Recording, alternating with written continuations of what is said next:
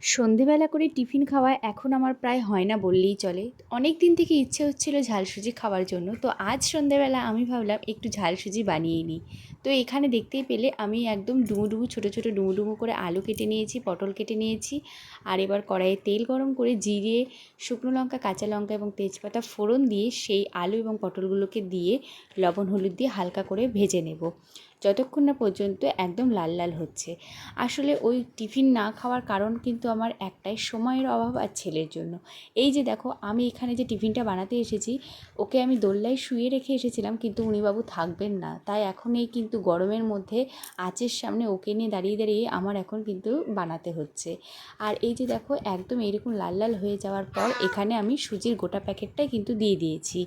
তোমরা তোমাদের পরিমাণ মতন দেবে, কারণ আমার বাড়িতে সদস্য বেশি, সেই জন্য আমার গোটা প্যাকেটই লেগেছে।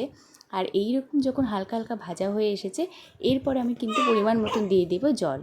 তবে অবশ্যই এখানে জলের পরিমাণটা মাপযোগ করেই দিতে হবে, নইলে কিন্তু ঝুরঝুরে ভাবটা একদমই আসবে না। তো জল দেওয়ার পর আমি আবারও ভালো করে নাড়াচাড়া করে নেব, এবং এরপরে উপর থেকে একটু চিনি ছড়িয়ে দিয়ে আবারও ভালো করে নাড়াচাড়া করে ঝুরঝুরে অবস্থা পর্যন্ত অপেক্ষা করব।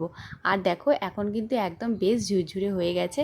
আর আমি এখন গ্যাসটা নিভিয়ে দেব আর এখন সার্ভ করে নেব। তো চলো, তোমাদের এই ভিডিওটা কেমন লাগলো অবশ্যই জানিও, আর কারা কারা ঝালসুজি খেয়েছো সেটাও কিন্তু কমেন্টে জানিও।